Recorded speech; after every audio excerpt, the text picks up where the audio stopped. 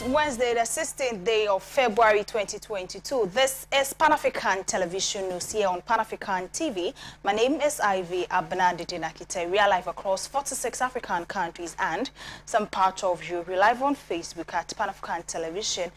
Coming up, financing political campaign, PNC reacts to research undertaken by Center for Democratic Development. We have details of this coming up shortly.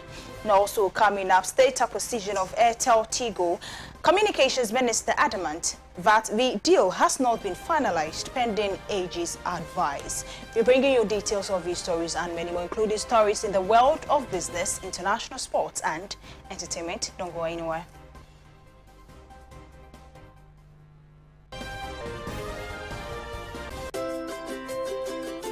Trasaco Estates, home to Accra's most beautiful and luxurious homes, presents its newest addition, Trasaco Springs, a premium master planned community of service plots surrounded by an exhaustive list of amenities. The gated community of Tema to Accra Motorway presents you the finest opportunity to own a land that suits your preferred size, budget, and payment terms. Trasaco Springs is open to you for development. Our on-site sales executives are ready. Call on 055 659 2658.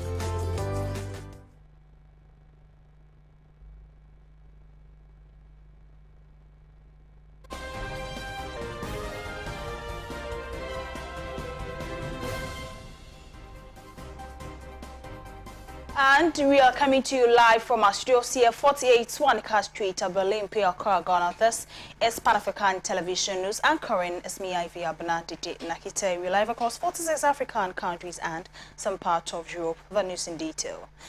Minister for Communications and Digitalization, Esla Owusu-Ekufo, has updated Parliament on the process of government's intended acquisition of Airtel Tigo.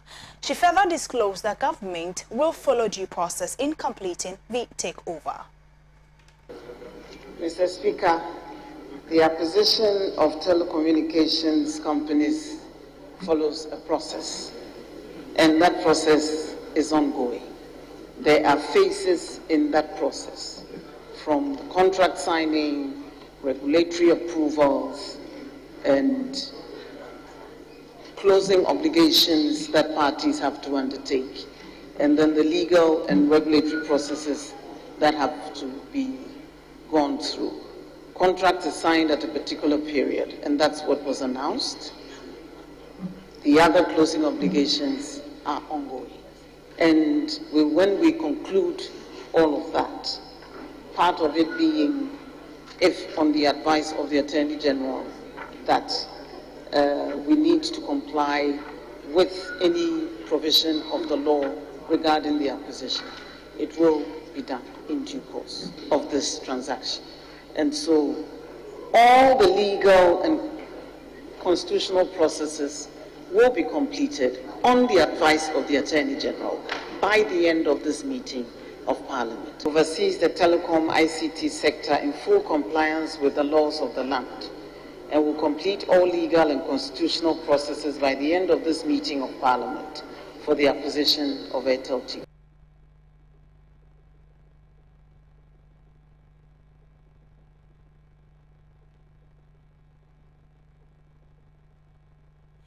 Meanwhile, Member of Parliament for Ningo Prom constituency Samuel Nate George is insistent that the takeover process that will see the government of Ghana acquire ownership of Airtel Tigo has been completed without parliamentary approval. He further raised concerns on the information given by the Minister for Communications and Digitalization that the takeover cost the government $1 United States. Everyone in the media to make. The minister has made it clear that she would be bringing the documentation to Parliament before the end of this session. We would hold her to account for that. But like the Speaker pointed out, it's important that government agencies bear in mind that when you are going to enter into an agreement with an international company, Article 1815 is clear that you would need to get Parliament's approval. And so the question we must ask ourselves is, as was reported in the Daily Graphic, and the minister did not dispute that, I made the point, Bharti Airtel, who owns Airtel Tigo, as far as they are concerned, have announced in India, on the Indian Stock Exchange, not in the newspaper, on the stock exchange, to their shareholders, that they have sold Airtel Tigo. So if here in Ghana, we are still holding on that we have not completely bought it, the person selling says, I've sold to you. They can only make such a claim on the basis of whatever documentation they have signed. The CEO of Airtel Tigo that was appointed by Bharti Airtel has left the company. The new CEO is one appointed by government. So if anybody says that the transaction has not been completed, how do you appoint a new CEO if you've not taken over the assets? How does Bharti Airtel announce to its shareholders in India? It means that one person is not telling their people the truth. It's either the ministry is not telling us the truth with regards to the full status of the transaction, or Bharti Airtel has lied to its shareholders on the Indian Stock Exchange. One or the other is not telling the truth. And I leave it to the Ghanaian people to decide who is being truthful and who is not being truthful. However, Minister for Communications and Digitalization updated Parliament on the process of government's intended acquisition of Airtel Tigo, reiterating that the process is still incomplete. She further stated that government will follow due process in completing the takeover while waiting for the advice of the Attorney General of the Republic. Surprised that you still listen to him on this Airtel Tigo matter. He came and announced to the whole world that government had bought Airtel Tigo for $20 million when he was nowhere near the transaction, hadn't seen any document, and as a figment of his imagination, threw this out. You are still listening to what he's saying. I'm the one who signed the documents. I said the contract price sum was $1. He said no, he's never had any such thing before. So let him make whatever allegations he wants to make.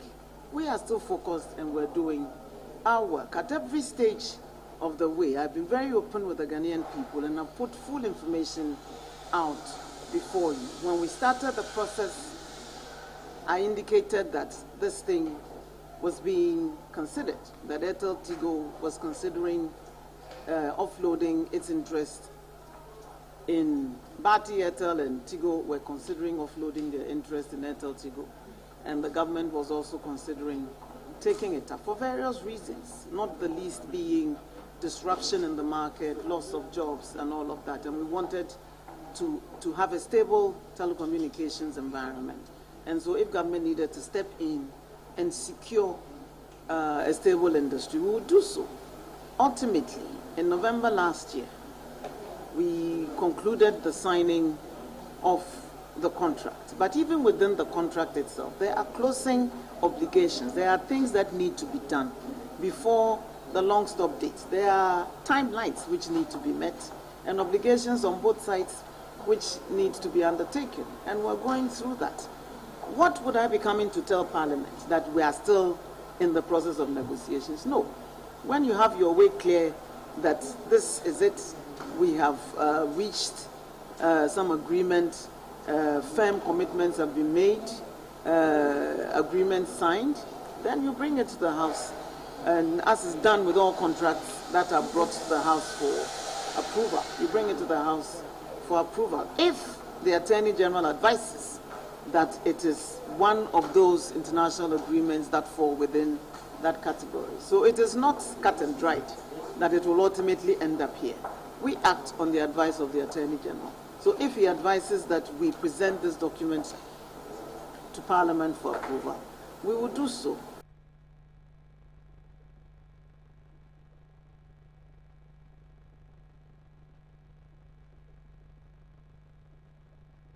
Now, still in Parliament, Member of Parliament for Amenfi West constituency Eric Afo has challenged the Minister of Roads and Highways, Kwesi Emuakun, to review the locations of the 4,000 kilometers of roads he claims to have constructed across the country. He maintains that this will remain resolute in ensuring that the truth about these claims is ascertained. Recently, the government read its budget, and in the budget he has stated that there's some dualization of our roads that government intend to carry on, especially on our major highways. I'm here to announce to the Ghanaian people that governments have successfully awarded 8 separate contracts to 8 local contractors, fully resourced contractors that are going to embark or construct 4 overpasses, bypasses on the Apedja to Kumasi Road. The first bypass will take place at Osino, which is about 11.6 kilometers, which will be constructed by 2 big local companies, First Car Limited and Joshmore Construction Limited. The second bypass will take place at Enyinem, which is about 6.1 kilometers, which also will be done, the work will be done by NAG, Firmament, and Hardwick Limited. The third one is Inyeresi bypass, which is 10.5 kilometers, which will also be constructed by Resource Access Limited and Memphis Metropolitan Construction Limited. The last one will be a bypass at Konongo, which is 13.5 kilometers, which will be done by Kofi Job Company and Jushop Construction Limited. Government has taken this decision as a result of the numerous accidents on our roads, especially from Accra to Kumasi Road, and the traffic congestion that goes on that route, and have decided that government will use these 4 bypasses to dualize that road to make easy access for commuters on the road. I think this is a major news, a major intervention by the government. Government made the promise, and government is delivering that promises.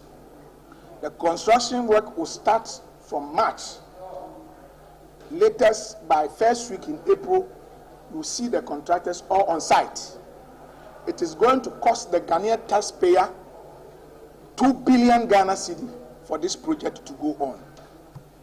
I can give you details, but I have the details here, so maybe afterwards you can get it yourself and know how much it's going to cost for those. These are going to be dual carriages that will ease, like President Kufuor did at Nkoko bypass, to make it easy so that there will not be much more traffic. Currently, you know where the traffic build up start from, on the Kumasi Road, and the engineers have looked at it carefully, and they have decided that we need to have these 4 bypasses, because after Nkoko, the road is clear for everybody to use. So that is what government, this shows how committed the Akufo-Addo government is in addressing our road issues, our bad road in this country. Still in Parliament, Chairman of the Roads and Transport Committee of Parliament, Kennedy Nyakunwose, says processes have been commenced to facilitate the construction of about 4 bypasses on the Accra-Kumasi Highway. He was speaking in Parliament on the awarding of contracts for the construction of these projects. The respective locations of the 4,000 kilometers of roads, that is saying that the government has so far constructed. And today, I asked the question in Parliament. And you were all in the chamber. You saw what happened, the attitude of the minister with respect to the answering of the questions. To be frank with you, he was not able to come out with one specific location of the 4,000 kilometers of roads that he said he has constructed. And I'm very happy that this happened at a bigger platform like Parliament. What he discussed with you at the last time at the Ministry of Information was within a simple premise. Now this is for the whole world to see, to hear him. It was a good platform to have given the respective locations of the roads, but yet he was not able to give. And I'm also happy that the sitting speaker has said they should come back on Friday to give the whole public, Ghanaians, their respective 4,000 kilometers of roads they have constructed. There's a simple message I want to give to Ghanaians that the minister has delivered on falsehood of constructing 4,000 kilometers of road, which I think he has to come coming Friday and come and answer. That after the delivery that the government has constructed 4,000 kilometers, every member of parliament keeps asking questions about construction of roads in his constituency. So ask yourself, where are the roads? That is what I stated the question that you should give specific locations of the road, which he couldn't. So we are waiting for him on Friday to come and deliver it.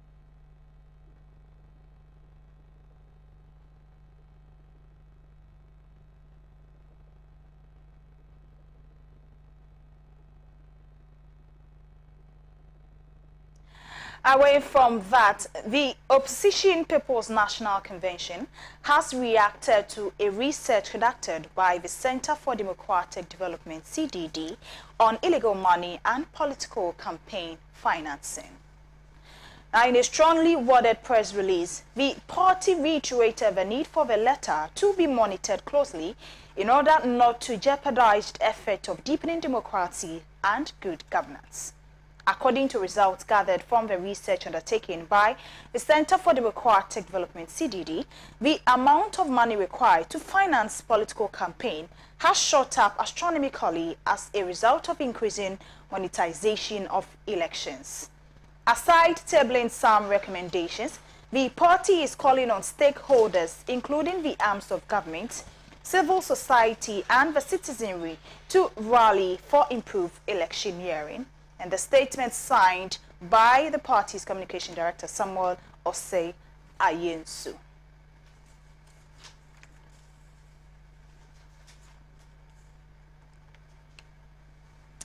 Now, a high-powered delegation from the Ghana Pentecostal and Charismatic Council has paid a courtesy call on the former President John Dramani Mahama and deliberated with him on a wide range of issues concerning the country's forward march. Speaking to the media after the closed-door meeting, the national chairman of the National Democratic Congress, Samuel Ofosu Ampofo, disclosed that his leader and the party are open for any dialogue pertaining to Ghana's interest. For instance of the umbrella organization of the various Christian community that we have, the Christian Council, the Catholic Secretariat, the Ghana Pentecostal and Charismatic Council, and several others. The meeting discussed wide-ranging issues that borders on governance, that borders on the economy of the country, and the way to forge ahead as we all find solutions to the Hydra-headed challenges that are facing the country. I want to say that it has been a very successful meeting.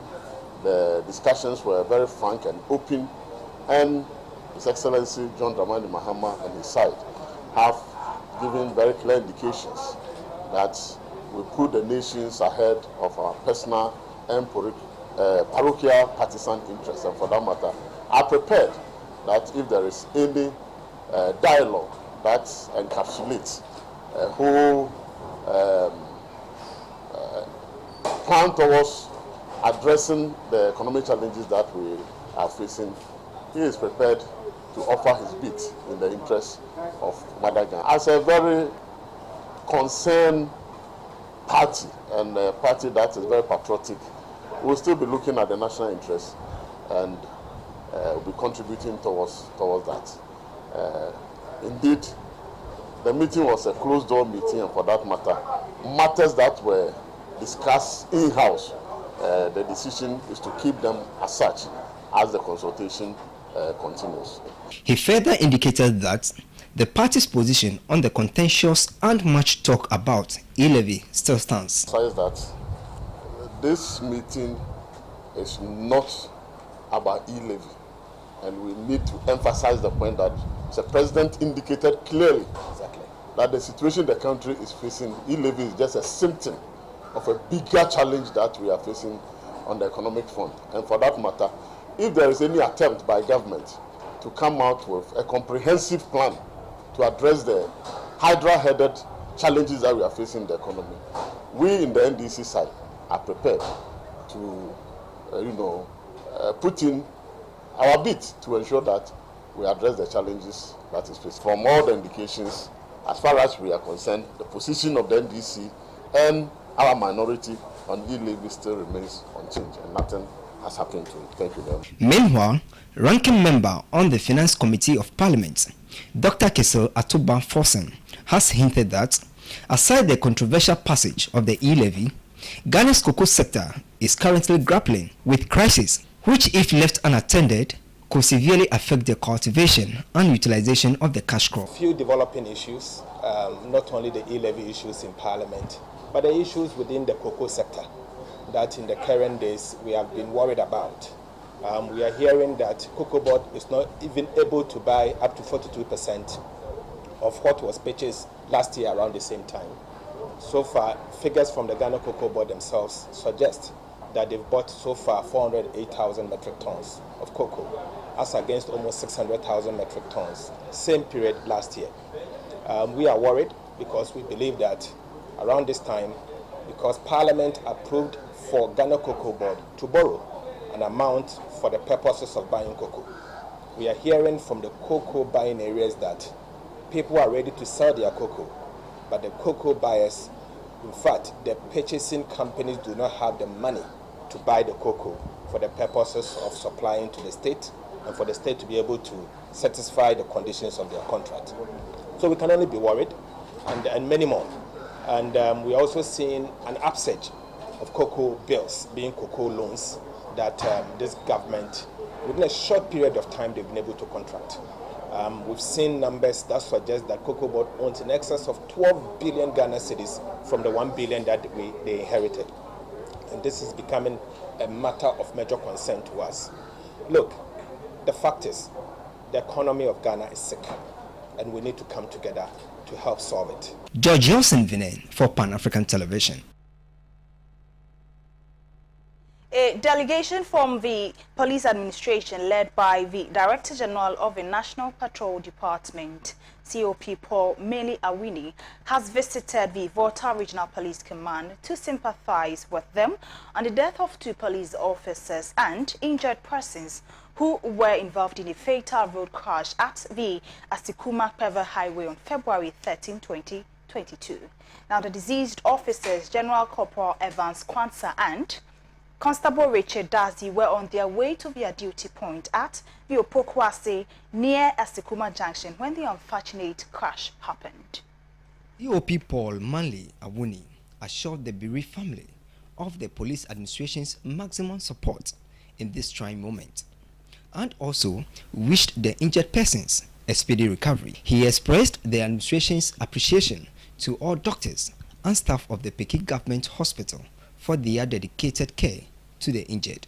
A police clinical psychologist has since commenced psychological support to the wife of Corporal Evans Kwanzaa in this difficult time. They also commend the Volta Regional Police Commander, his deputy, and the emergency services for their timely response to the incident. The Director General of the National Patrol Department was accompanied by the Director General Motor, Traffic and Transport Department, COP Francis Abuaji-Nyako, Director General Welfare, DCOP Habiba Chumasi Sapon, and other senior police officers.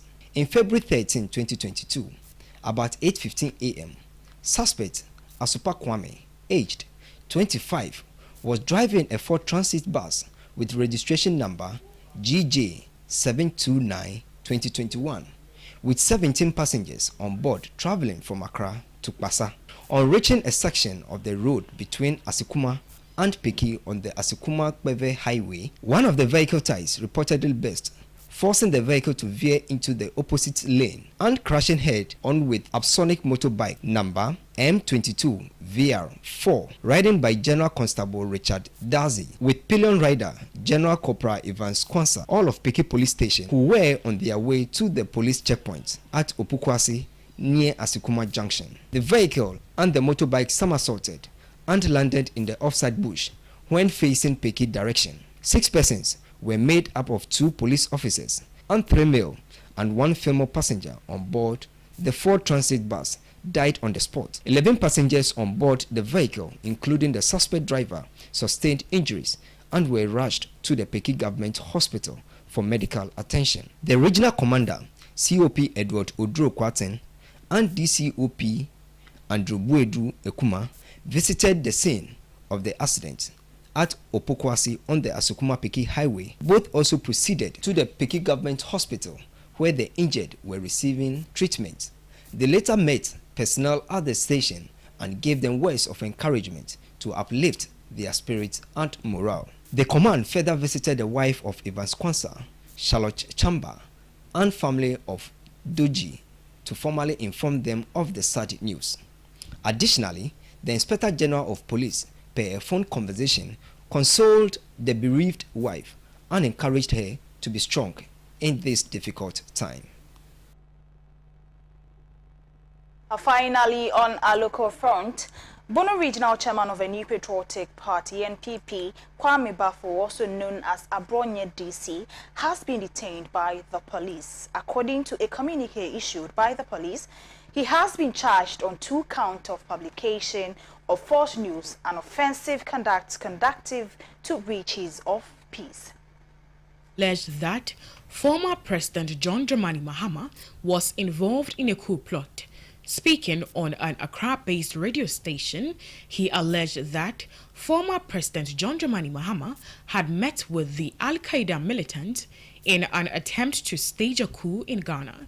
According to him, Mr. Mahama is in ties with the group to help him undertake a coup to become president again. The police, after hearing about the comment, invited him to report to the Accra Regional Police Command on Tuesday, February 15, 2022. In a press release signed and issued by the Public Affairs Officer of the Accra Regional Police, DSP Juliana Obin, stated that preliminary investigations established that his claims against former President Mahama are untrue and likely to occasion a breach of peace. He has since been detained and will be arraigned today, Wednesday, February 16, 2022. The press release further encouraged the public to be circumspect in all their dealings, including pronouncements, since anyone who falls foul of the law will face serious consequences.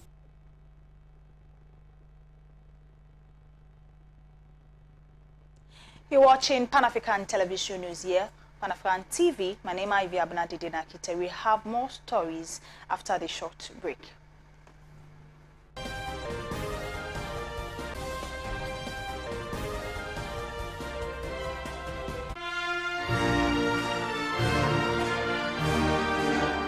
The Socialist Movement of Ghana, SMG, invites all progressive and revolutionary forces to the observance of Ghana's Day of Shame on Thursday, February 24th, 2022. 56 years has passed since the Central Intelligence Agency, CIA of the USA, and its local collaborators launched a futile attack on the African Revolution. This Day of Shame will be marked with a public forum on the theme 56 years after the overthrow of Nkrumah, the state of the Ghanaian economy. The event will be chaired by Comrade Tretri Opoku, convener of the Socialist Movement of Ghana.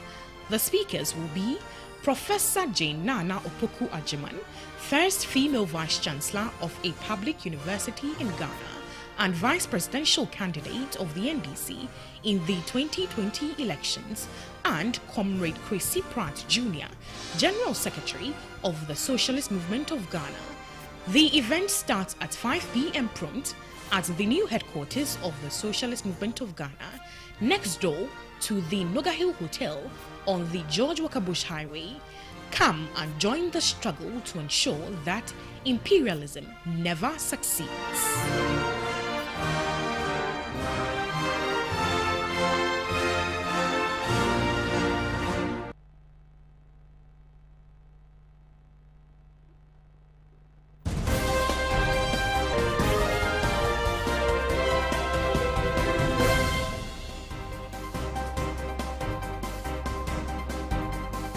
Welcome to the business segment of the news. Now, on our first story, the Chamber of Petroleum Consumers Ghana has hinted that fuel prices could go up by 30 pesos soon.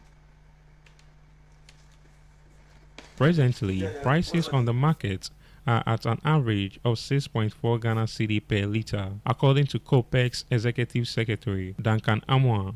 Their projected ex-pump price is 7.764 Ghana cedi, so it's expected that the max ex-pump price shall be hovering around 7.750 Ghana cedi. In 2022 alone, the price of fuel has increased by about 1 Ghana cedi, and public transport operators are holding conversations to increase transport fares. The restoration of the Price Stabilization and Recovery Levy by the National Petroleum Authority did not help issues either. The move the NPA justified was to enable the sector have enough revenue to subsidize the supply of petrol, diesel, and LPG. The temporary removal gave consumers a relief of 6 pesos per litre on petrol, 14 pesos per litre on diesel, and 14 pesos per kilogram on LPG. Therefore, while consumers are still trying to get used to the price increase, they will have to expect another increment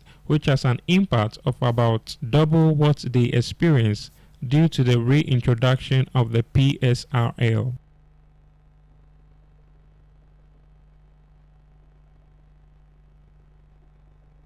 Away from that, the Ghana cedi has depreciated by 4.70% to the US dollar with only 45 days into the year. The pressure amounts on the local currency. Now, this ranks it the second worst performing currency in Africa among 15 top performing currencies. Cedi is presently trading at 6 cedi 60 pesos to the US dollar on the forex market. Analysts have attributed the cedi's problem to upside risk to the economy, including high debt and interest payment, inadequate revenue, and rising expenditure. This has led to selling pressures by investors in Ghana's international bonds and the lack of access to the international capital market. To this end, credit rating agencies Moody's and Fitch reviewed Ghana's credit worthiness downwards. The revised credit rating has, however, complicated Ghana's capacity to borrow from the international bond market whilst paying higher interest or premium on existing bonds to investors.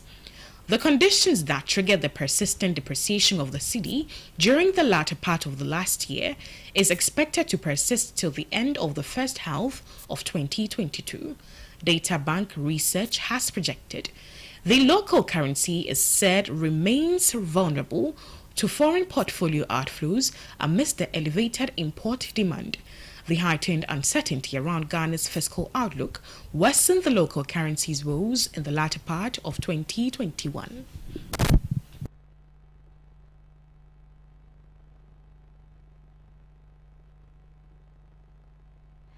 Coming up next is international news.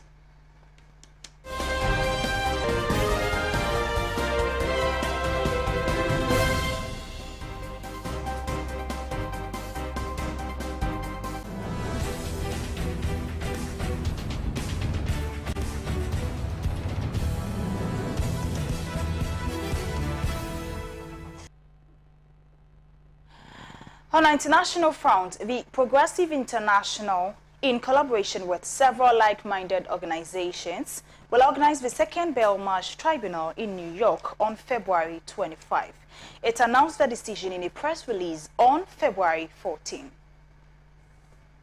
The tribunal seeks to hold the U.S. government accountable for its war crimes in the 2 decades of the so-called war on terror and also push for WikiLeaks founder Julian Assange's release.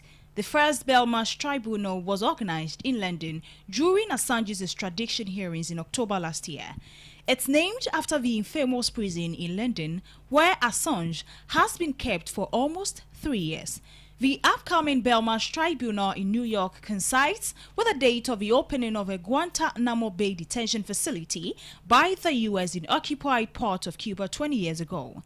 Hundreds of people were imprisoned and systematically tortured in the name of fighting terrorism. Most of them have never been charged with any crime. Though there's no formal charge against Assange in the UK, he's being kept in prison as the US government has filed for his extradition. If extradited to the US, Assange will be tried for 17 charges under the infamous Espionage Act, and if found guilty, he could be in prison for life. The co-hosts of the event are Dime25, Courage Foundation, the People's Forum, DSA International Committee, The Intercept, International People's Assembly, and People's Dispatch. According to the press release issued by the PI, the event would be chaired by philosopher Sreko Howard and civil rights attorney Margaret Chancellor, with a long list of witnesses from various walks of life, including former diplomats, journalists, and whistleblowers like Alice Walker, Angela Richter, Noam Chomsky, Roger Waters, and Vijay Prashad, among others. The Belmarsh Tribunal underlines how WikiLeaks and its founder Julian Assange, with crucial help provided by Chelsea Manning, played an important role in exposing the details of the inhuman conditions in which detainees were kept at Guantanamo and tortured. These details published by WikiLeaks helped some ex-prisoners achieve some form of redressal. As Chomsky noted, the crimes committed by successive U.S. governments against the people of Cuba and during the so-called war on terror in the last 20 years cannot be forgiven. And events such as the Belmarsh Tribunal can pave the way for accountability because power begins to evaporate when exposed to sunlight.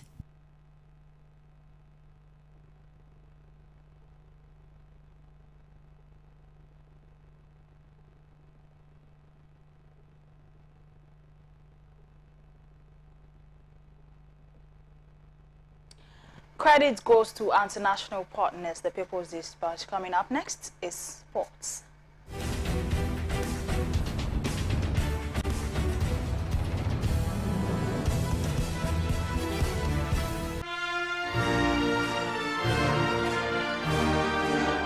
The Socialist Movement of Ghana, SMG, invites all progressive and revolutionary forces to the observance of Ghana's Day of Shame on Thursday, February 24th, 2022. 56 years has passed since the Central Intelligence Agency, CIA of the USA, and its local collaborators launched a futile attack on the African Revolution. This Day of Shame will be marked with a public forum on the theme 56 years after the overthrow of Nkrumah, the state of the Ghanaian economy. The event will be chaired by Comrade Tretri Opoku, convener of the Socialist Movement of Ghana.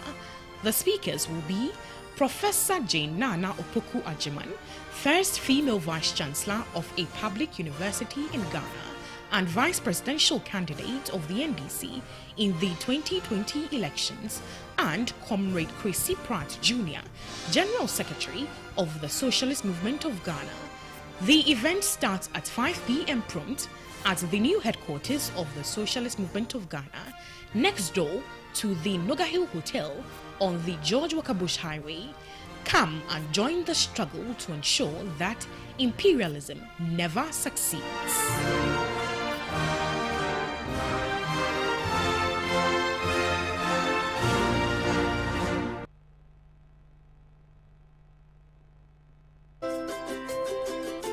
Trasacco Estates, home to Accra's most beautiful and luxurious homes, presents its newest addition, Trasacco Springs, a premium master planned community of service plots surrounded by an exhaustive list of amenities. The gated community of Tema to Accra Motorway presents you the finest opportunity to own a land that suits your preferred size, budget, and payment terms. Trasacco Springs is open to you for development. Our on-site sales executives are ready. Call on 055 659 2658.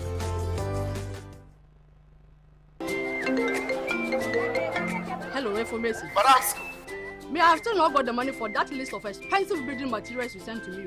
The price of the iron rods have been increased too much, hadn't they? Madam, relax. Look, that's not why I did call. I just visited IPCP, where the engineers told me everything about Trasacco fast floor. Trawanko, please, those people are expensive. Are they not the people building those big houses in town? I beg those guys. Madam, in fact, I used to think the same until I visited their office today, and they gave me an estimate of how much it will cost. Yomo, the estimate is free. It's cheaper than the one I even sent you. Wow. Building contractors, foremen, masons. Visit IPCP, the Trasacco Fast Floor. Engineers will assist you build an affordable, faster and stronger building. Oh, madam. It is done. Wow. Trasacco Fast Floor. Stronger, faster and affordable. This is a Trasacco construction product. Hello? Okay, why? My wife comes and send a message. Hello? What's happened? It's a chunk, but also be a quiet say what? I did say, we signed for a friend. I'm so here. You have not testing messages here. And our office also. I'm still like Diana. She says, I mean, so we a guy manu, and may you who could cry. And also wants a family drilling company limited for Kana. What's it then?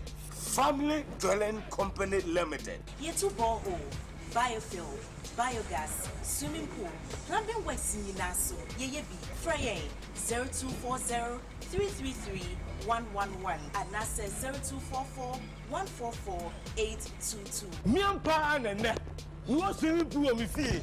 We want to we'll be there. Family dwelling now. Family dwelling. What fast is your last set? Me out with that.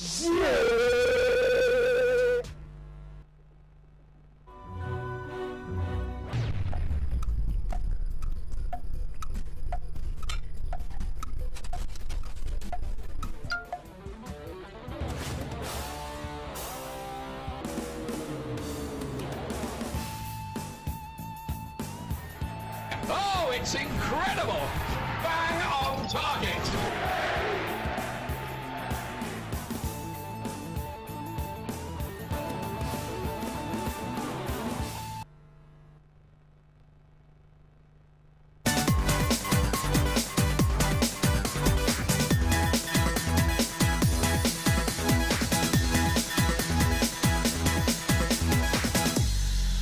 Thank you for choosing to stay with us. Now let's do sports. The Parliamentary Committee on Youth, Sports and Culture will today, February 16, 2022, begin its inquiry into Ghana's poor performance at the recently ended AFCON in Cameroon. Ghana Black Stars recorded their worst performance at the competition, which resulted in a group stage exit. Ghana finished bottom of Group C while failing to win a single game. The committee is expected to invite key stakeholders from Ghana's contingent that represented the nation at the competition.